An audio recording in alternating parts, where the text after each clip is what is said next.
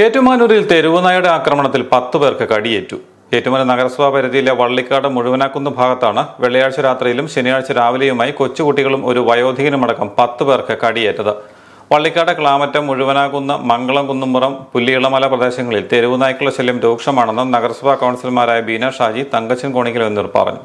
ഇവരുടെ നിർദ്ദേശപ്രകാരം നായയുടെ കടിയേറ്റവർ മെഡിക്കൽ കോളേജ് ആശുപത്രിയിൽ ചികിത്സ തേടി. ഇന്നലെ വൈകുന്നേരം 3:30 മണിക്കാണ് നമ്മൾ മഴവിനൊക്കുന്നല്ല മംഗളത്തിൻ്റെ ഭാഗത്ത് ഒരു കുഞ്ഞിനെ കടിക്കുകയും അവൻ്റെ അമ്മ ഓടി വന്ന കുഞ്ഞിനെ രക്ഷപ്പെടുത്താൻ വേണ്ടി വന്നപ്പോൾ അമ്മേനെ കടിക്കുകയും പിന്നെ അവിടെ നിന്നൊരാൾ ഒരു വ്യക്തിയെ കടിക്കുകയും ചെയ്തു. അത് കഴിഞ്ഞതിന് ശേഷം ഇതെങ്ങോട്ടാണ് ഓടിപ്പോയെന്ന് ആരും കണ്ടില്ല. ഇന്ന് രാവിലെ നമ്മുടെ മഴവിനൊക്കുന്ന ഭാഗത്ത് ഒരു അമ്മയും കുഞ്ഞും കടയിൽ വന്നപ്പോൾ ആ പട്ടി വന്നു അവരെ കൂളമാടം കടിക്കുകയും ബാക്കി കടയിൽ വന്നിരുന്ന ആൾക്കാരെ ഒക്കെ കടിക്കുകയും 4 പേരെ കടിക്കുകയുണ്ടായി. പോകുന്ന വഴിക്കുള്ള പട്ടികളെയൊക്കെ കടിക്കുകയുണ്ടായി. ഉടനെ തന്നെ പോലീസ് സ്റ്റേഷനെ അറിയിച്ചു. നമ്മുടെ മുനിസിപ്പാലിറ്റി നമ്മുടെ കൗൺസിലർമാരായ തങ്കത്തിനെ എല്ലാവരെയും ഞങ്ങൾ അറിയിക്കുകയുണ്ടായി. ഞങ്ങൾ 2 പേരും ഒരു സ്ഥലത്തുണ്ട്. ഉടനെ തന്നെ നമ്മുടെ ജയൻ ചേട്ടൻ എന്ന് പറഞ്ഞ ചേട്ടനെ ഞങ്ങൾ ബന്ധപ്പെടുകയും പുള്ളി രാവിലെ പട്ടി പിടിക്കാനായിട്ട് വരികയും അങ്ങനെ പട്ടിയെ സാഹസികമായിട്ട് അവർ കീഴ്പ്പെടുത്തുകയും ചെയ്തു. പക്ഷേ പട്ടി ചത്തു എന്നുള്ളതാണ് വിവരിച്ചേക്കുന്നത്.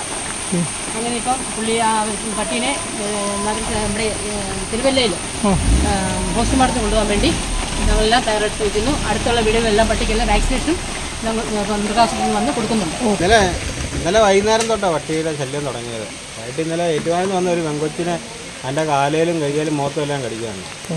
പിന്നെ ഇന്ന് രാവിലെ വീട്ടിൽ തുണി പിരിച്ച് വന്നൊരു പുള്ളീനെ വീട്ടിൽ കയറി കടിക്കും. ഒരു കൊച്ചിനെ അമ്മേനെ വഴിവെക്കി വെച്ച് കടിക്കും. പിന്നെ ഇപ്പോൾ രാവിലെ ഈ വീട്ടിൽ ചേട്ടനെ രാവിലെ കഴിക്കും. അങ്ങനെ മൊത്തം 10 പേരെ ഇപ്പോൾ കടിച്ചിട്ടുണ്ട്. ഇപ്പോൾ അവർ പട്ടി പിടിക്കുക, അവിടെ നിന്ന് സ്ക്വാഡിൽ നിന്ന് ആൾ വന്ന് അതിനെ അവിടെ ഇട്ട് പിടിക്കുക. ഇപ്പോൾ ഇതിനകത്ത് വെച്ചേക്കുക തിരുവല്ലയ്ക്ക് കൊണ്ടുപോകാൻ വേണ്ടി ഞാൻ ടെസ്റ്റ് ചെയ്ത് നോക്കാൻ വേണ്ടി.